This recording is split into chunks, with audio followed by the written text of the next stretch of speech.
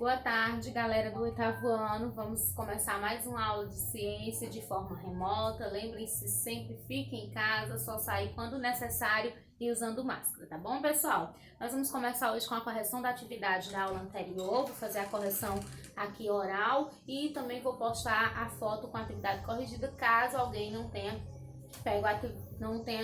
pegado durante o vídeo, tá bom? Primeira questão. A variabilidade genética em indivíduos que se reproduzem assexuadamente? Sim, mas somente nesse caso não se deve à mistura de material genético de dois indivíduos, mas sim às mutações que podem aparecer ao acaso. Então, como eu disse para vocês, só tem variabilidade genética quando acontece uma mutação. Segunda questão. A reprodução assexuada das plantas é muito utilizada na fruticultura. Um processo bastante conhecido consiste na associação de duas partes de diferentes plantas, uma com sistema radicular, que garante a nutrição mineral, e a outra com as características que se pretende reproduzir, a qual frutificará e será responsável pela fotossíntese. Que nome recebe a técnica em que se coloca um fragmento de uma planta sobre outra parte para que elas se unam e possam crescer juntos? A resposta é enxertia. Terceira questão. Caso o agricultor prefira uma lavoura com várias cópias genéticas idênticas da mesma espécie de planta, como ele deve proceder? Ele deverá pegar mudas de plantas, já que são cópias genéticas. Esse tipo de reprodução assexuada se chama propagação vegetativa. Quarta questão. Qual a diferença entre enxertia e auporquia? Em qual sua opinião, qual é mais vantajosa para o vegetal? Então, na técnica de enxertia é necessária a implantação de parte de um vegetal em outra parte que assim ocorra o seu desenvolvimento. Já na auporquia, se retira uma casca de uma parte do galho e no lugar do qual foi retirado se coloca uma mistura de secagem e esterco cobrindo com plástico para que se desenvolvam as raízes. Em relação a dizer qual você acha mais vantajosa, é uma opinião pessoal. Quinta questão. Quais as desvantagens para uma espécie que se desenvolve de maneira assexuada? Então, a desvantagem é que sua herança genética não é diferente, já que são praticamente cópias umas das outras. E aí, no caso de uma alteração ambiental, eles podem não sobreviver. Sexta questão, na verdade. Como as planárias se reproduzem? Explique com suas palavras. Então, as planárias, elas possuem alto poder regenerativo, se reproduzem por fragmentação e algumas espécies podem surgir a partir de pedaços do seu genitor. Sétima, como acontece a reprodução das abelhas por partenogênios? Esse tipo de reprodução não há fecundação. O embrião irá se desenvolver a partir de um óvulo. Nas abelhas, o que ocorre é que as fêmeas vão produzir óvulos e estes poderão ou não ser fecundados pelos machos. Aqueles que não forem fecundados vão gerar machos que serão formados através da partenogênese, sem a fecundação. Oitava, quais vantagens para uma espécie que se desenvolve de maneira assexuada? Uma vantagem é permanecer com suas características inalteradas ao longo do tempo, a rapidez do processo e a quantidade de indivíduos gerados também é um fator a se ressaltar. Bom, pessoal, feita a correção, nós vamos agora dar continuidade ao capítulo. Como eu disse para vocês, esse capítulo que nós iniciamos, que é o capítulo 5, que é o primeiro capítulo do nosso segundo bimestre, eu trabalhei de duas partes, tá bom? Então hoje nós vamos dar continuidade e nós vamos falar da reprodução sexuada. Na outra aula eu falei para vocês que reprodução assexuada é aquela sem presença de gametas, e reprodução sexuada é aquela com presença de gametas. Então é desse tipo de reprodução que nós vamos falar hoje. Reprodução sexuada com presença de gametas, ou seja, o gameta do macho e o gameta masculino e o gameta feminino. No caso, esse tipo de reprodução ela pode acontecer de forma dioica ou monóica. O que seja isso? Dioica é quando eu tenho a presença de dois indivíduos de sexos diferentes, ou seja, o macho e a fêmea.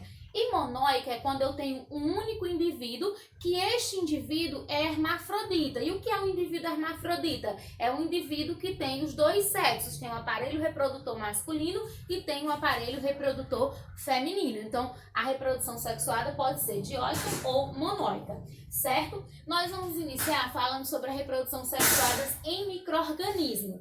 Nós vamos ter a conjunção e nós vamos ter a reprodução dos fungos.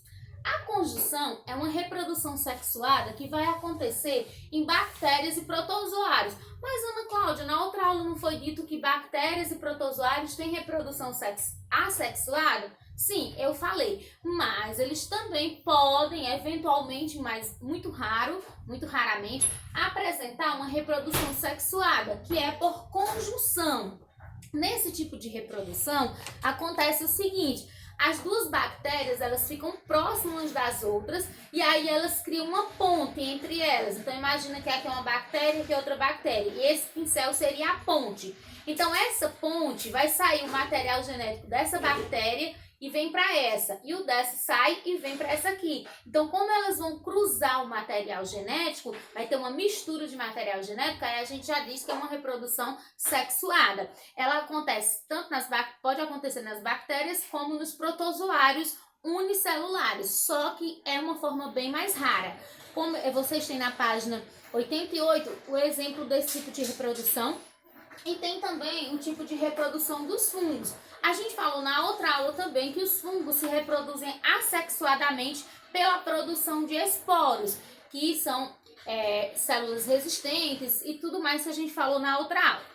Essa reprodução dos fungos também pode se tornar sexuada da seguinte maneira: os fungos produzem seus esporos, esses esporos, ao caírem no chão, eles vão formar as hifas, que são filamentos, certo? E essas hifas, elas vão crescer para formar o micélio, que é o corpo de frutificação. E isso acontece mais especificamente nos fungos que são chamados de cogumelos, certo? Aqueles fungos que são chamados cogumelos de chapéu, certo? Aí o que acontece? Quando esses fungos, esses esporos caem no solo, que formam as hifas, essas hifas elas podem cruzar entre si, elas podem se misturar. Quando elas se misturam, aí eu tenho uma mistura de material genético de um indivíduo com outro indivíduo. Por ter essa mistura, aí eu classifico esse tipo de reprodução como uma reprodução sexuada. Vocês vão ter exemplo também na página 88. Nas gimnospermas e angiospermas, o que são isso? Gimnospermas e angiospermas são plantas. As plantas gimnospermas significa plantas que não têm a semente coberta por um fruto. E angiospermas são as plantas que têm semente coberta por fruto. Nas gimnospermas, a reprodução sexuada vai acontecer da seguinte maneira: o estróbilo masculino, que é a parte reprodutora masculina da planta, vai produzir os microsporos, que constitui o pólen. E o estróbilo feminino vai produzir a célula feminina, que é o óvulo. E vai acontecer o encontro dessas duas partes através da polinização, que pode ser feita por animais, como abelhas, como insetos e outros insetos, e também pode acontecer através do vento. Então é dessa forma que vai acontecer a reprodução sexuada, porque como o vento vai trazer, ou o animal vai trazer, vai acontecer o cruzamento, vai ter a parte reprodutora, vai entrar em contato masculina com a feminina, então é uma reprodução sexuada. Nas angiospermas, que são plantas que têm a semente coberta por um fruto, elas vão ter flores. E aí, nas flores, elas vão ter a parte feminina e a parte masculina. A parte feminina das flores recebe o nome de gineceu, e a parte masculina recebe o nome de androceu. Então, através da polinização, o material da célula da parte masculina vai ser levado até a parte feminina, e aí vai ter a fecundação.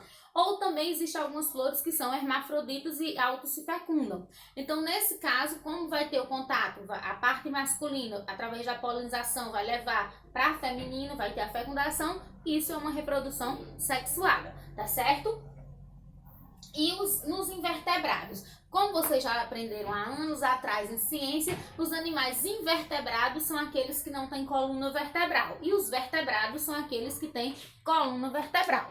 Então, a reprodução nos invertebrados, naqueles aquáticos, quem são eles? Nós vamos ter as esponjas, os quinidários, os poliquetas e os equinodermos. Essa reprodução, no caso desses aqui, é sexuada, só que a fecundação é externa. Sexuada porque tem presença de gametas. E fecundação externa porque acontece fora do corpo do animal.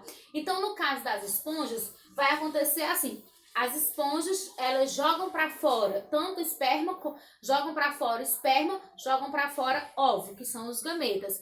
Esses gametas vão ficar na água, eles vão se unir e ao se unir vão acontecer a fecundação, por isso que ela é externa, porque é na água, fora do corpo da esponja, e depois de fecundado vai formar uma larvazinha que vai se fixar no solo e vai crescer e formar uma nova esponja.